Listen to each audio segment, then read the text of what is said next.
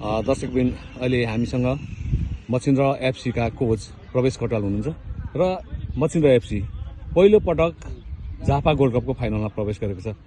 तपाईहरु कति एक्साइटेड हुनुहुन्छ?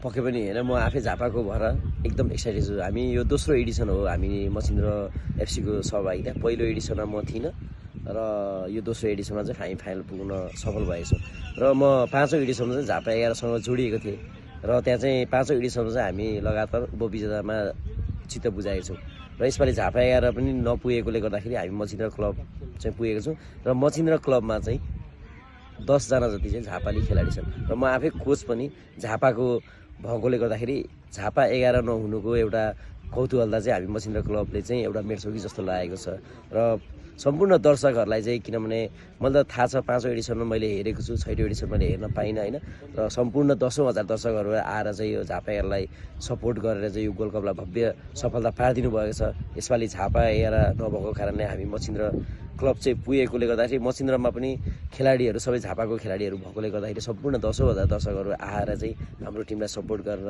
हौसला दिएर चाहिँ यो मच्छिन्द्र क्लबलाई विजेता बनाई यो 7औं विनोद स्मृति झापा गोल्ड कपलाई पनि भव्य सफलता बनाइदिनु हुन म सम्पूर्ण दर्शकहरूलाई हार्दिक अनुरोध गर्दछु। जस्तो झापाली समर्थक कतिको रहन्छ जस्तो लाग्छ? पक्कै पनि अब मैले हिजो सेमिफाइनल हेरेँ होइन, र अस्तिको झापा 11को पनि सेमिफाइनल हेरेको थिएँ होइन, दुईटैमा कम्पेयर बराबरी नै दर्शक थियो। त्यो कारणले गर्दाखेरि पनि हामीलाई पनि अब झापाली समर्थकहरूले चाहिँ सपोर्ट गरिदिनुहुन्न, यहाँ ग्राउन्डमा आएर सपोर्ट गरिदिनुहुन्छ जस्तो लागेको छ। हिजोको माहौलले गर्दा हिजो पनि अब फुल नै थियो होइन, रङ्गशाला भरिएको थियो। भोलि त फाइनल छ होइन, त्यही माथि अब झापा 11लाई चाहिँ एफएफले जितेको छ, त्यही प्रतिनिधिसँग चाहिँ हामी मच्छिन्द्र क्लब पनि फाइनल खेल्दैछौँ। त्यो कारणले गर्दाखेरि पनि हामीलाई चाहिँ सम्पूर्ण झापाली दर्शकहरूले चाहिँ सपोर्ट गरेर चाहिँ जिताउन हुन सहयोग गर्नुहुन्छ जस्तो लाग्छ मलाई।